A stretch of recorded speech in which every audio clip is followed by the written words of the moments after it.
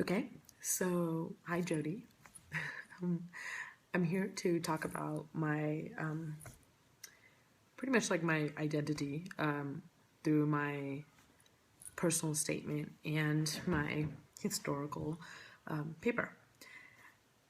Before I go into that, I just want to do like a quick, not a summary, but like a quick run through of like why this class is important and how it's affected me as an individual. Before taking this class, I was very nervous because I didn't know what to expect. I didn't know that there was more to. I know this is super cliche, but like there's more to an individual or a community or a culture than meets the eye. I was so self-centered and always thought about my culture and my people and what's been going on in my society that I ignored what was happening throughout many different communities. And I believe that what affects one community will directly or indirectly affect another community. So this class has really opened my eyes in the sense that we are all related to each other somehow, that our trials and tribulations are related to each other. They may not be of this century, but they probably are of the past century. And taking that, like I go into the historical paper, which I feel like it was pretty much, I wrote the history of my people. And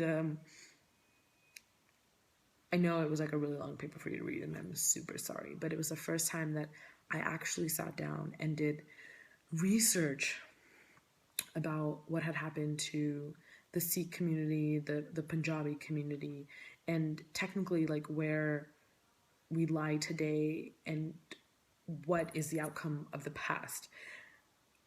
The trials and tribulations of the Sikh community have always been impactful to me. Growing up, I constantly grew up in the Sikh family, and I grew up in a Punjabi culture where we were constantly reminded of the trials and tribulations of our religious figures, of important people in our society, and how they stood their ground. They fought for what they believed in, and though the outcome was probably death, but that courage and that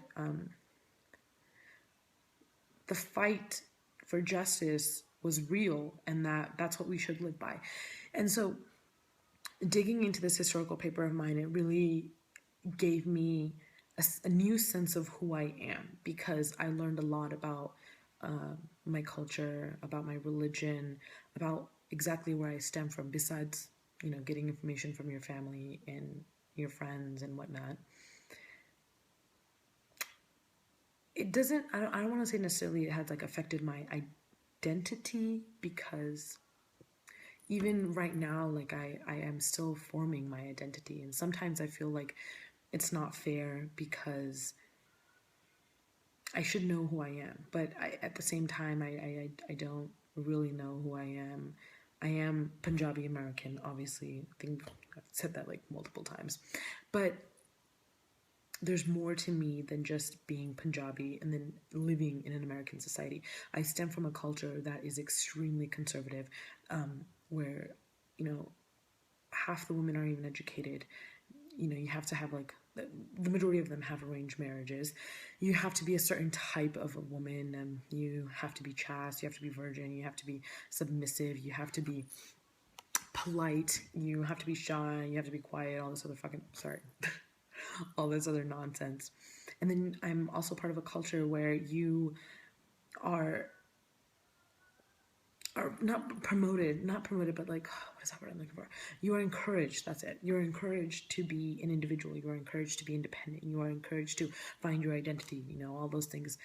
And I now am realizing that my identity stems from my parents, my parents coming to this country, really struggling for who they are. And I think it goes back into the cross-nigrescence theory of like the 4 stages. You have the pre-encounter, the encounter, and those are the initial stages where you really try to figure out who you are. Because if in the pre-encounter and during the encounter you get a negative impact or a negative like view of yourself, or you form this negative view of yourself, that long term affects who you are and who your coming generations will be as well. When my parents came here, their pre-encounter of America was the fact that all America is white. They didn't think that there was diversity. They didn't think there were African Americans. They didn't think there were Mexicans. They didn't think there were, you know, Japanese, Korean.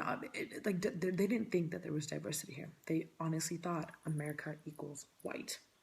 And I know for a fact that's not only throughout India, but throughout a lot of countries in the world, because the white, I don't want to say white supremacy, but like the idea of white, the notion of being white, it's given so much authority and so much power that, even women all across India have whitening creams.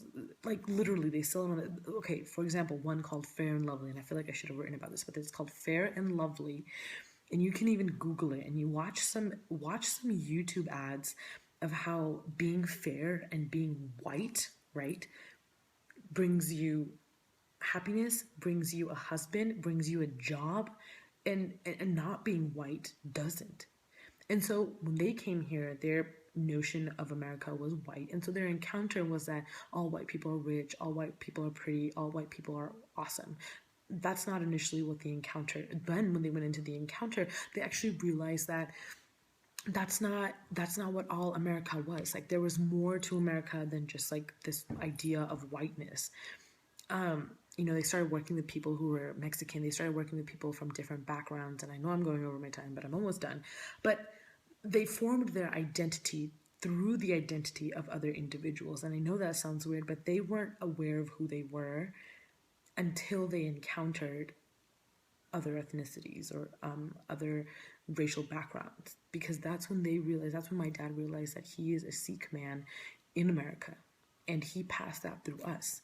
And I specifically am very proud of where I stem from, because my parents have worked very hard, extremely hard. And I know that it goes for a lot of people, but I have seen their struggle day in and day out just to make us happy, to give us things that they never had.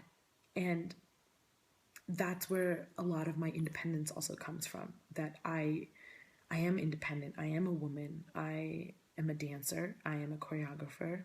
I am a feminist. I am an activist. And that's a huge part of my identity. Being a choreographer really helps me express my ideas and my thoughts and my emotions, and it takes me into a different world, which I love.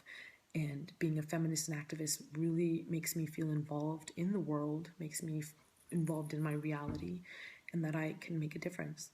And that's who I am. I'm a Sikh Punjabi American in a world where, it's crazy. But lastly, I'm almost done, I promise. Lastly, I do want to thank you for this class, because it has really helped me learn a lot about myself and learn a lot about other individuals. And I really do hope that this isn't where like our communication ends, that we really do maintain this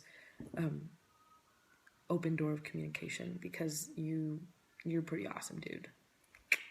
Thanks.